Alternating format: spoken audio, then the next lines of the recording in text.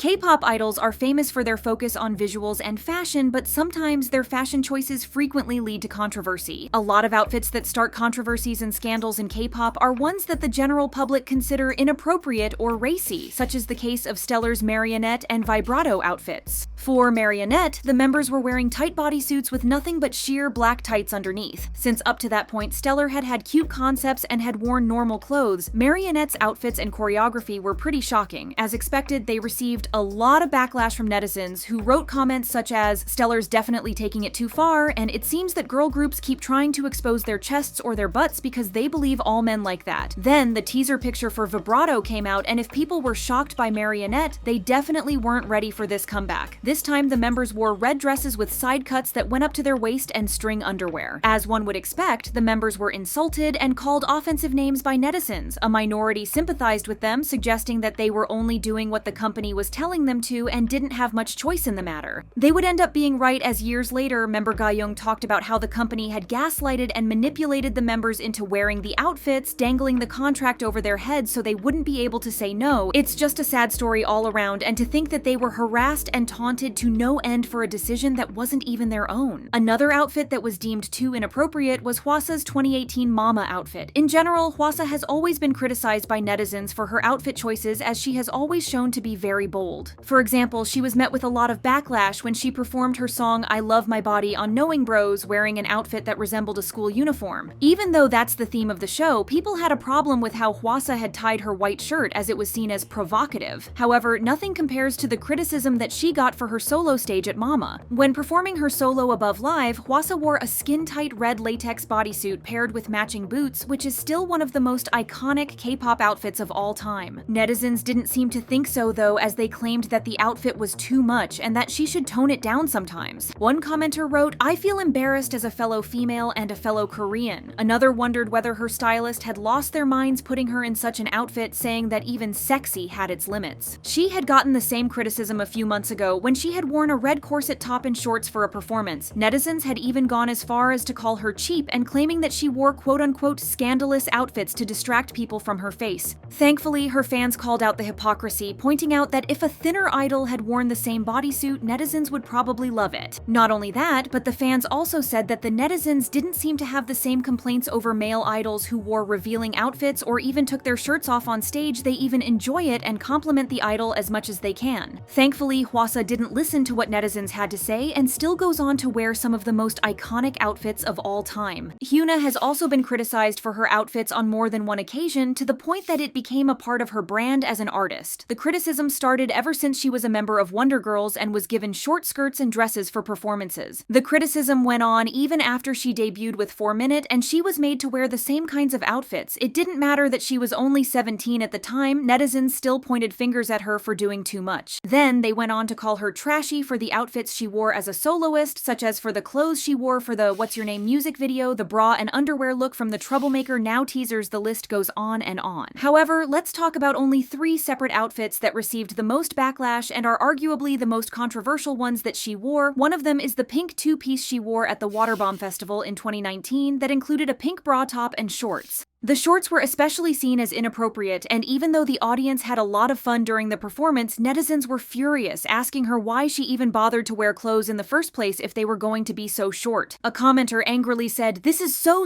cheap, why isn't someone arresting her?" Her second most controversial outfit actually includes a backpack. In a post that she made on Instagram in January of last year, she can be seen wearing a pink sweater, white top, and a denim mini skirt paired with yellow socks, white sneakers, and an unusual bag. The bag in question is in the form of a teddy bear, but it's wearing a harness and goggles. Upon seeing it, some people thought it was a Balenciaga bondage bear backpack, which had caused controversy at the time for using children in its promotional photos. Due to the inappropriate and highly disturbing concept, the brand issued a rare apology, but they're still being boycotted. However, once they dug around some more, it was found out that Hyuna's bag wasn't actually from Balenciaga, but from Doll's Kill. Even though fans were relieved to find that Hyuna wasn't supporting the brand amidst the boycott, they still criticized her for buying from Doll's Kill, as the brand had a lot of controversies as well. Hyuna, to this day, has never addressed the backlash. Hyuna's most recent outfit, though, wasn't controversial because it was too short or too inappropriate because it directly has to do with her most recent scandal. As you may know, after her 6-year relationship with Dawn ended, Hyuna announced in January of this year that she was dating former Highlight member Junyoung. This caused an uproar as Junyoung had left his group a few years ago after admitting that he had watched and made explicit comments about a molka video that was sent to him by none other than Burning Sun's Jung Ju-young. In his apology, Junyoung admitted he knew it was wrong not to report the video and that he understood the situation was wrong. However, this did little to calm the fans' anger, which only grew when they saw how he and Hyuna were flaunting their relationship. Hyuna's nonchalance about the whole thing only made the situation a lot worse. During her appearance on Jo Hyun-ah's Thursday Night, Hyuna talked about how she didn't care about the public's opinion about her relationship or her boyfriend because she wanted to be happy and focus on herself rather than chase public approval. Even though her statements on themselves were pretty interesting, they didn't compare to the attention her shirt got. Hyuna wore a top that said, "Siri, block X number," which netizens considered disrespectful towards Dawn. Throughout their relationship and even after their breakup, Dawn had been nothing but a perfect gentleman towards Hyuna. After splitting up, the two had been very clear that they would still remain friends, so it was very confusing on why she would wear a shirt like that. Whether it was shade towards Dawn or a random shirt with no meaning behind it, we don't know since Hyuna has never clarified what she meant by it, and given her personality, we doubt that we will ever get an explanation. Contrarily, from the idols that we mentioned before, Purple Kiss didn't get hate for their outfits being racy or inappropriate, but for being offensive. In November 2021, RBW Entertainment released teaser images for Purple Kiss's 2022 season's greetings. Even though the members looked gorgeous, fans quickly noticed a disturbing detail: a